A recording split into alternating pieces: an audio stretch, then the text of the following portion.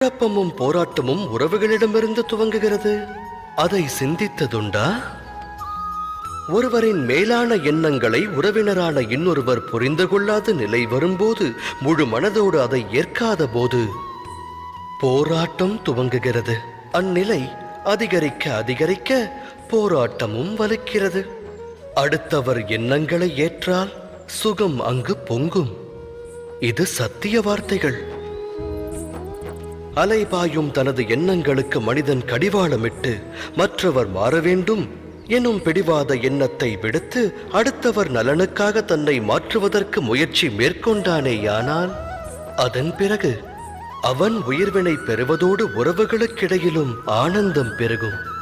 அந்த வகையில் சுற்றத்தாரை ஸ்வீகரிப்பதல்லவா சுகத்திற்கான மார்க்கம்? சிந்தித்து செயலாற்றுங்கள்.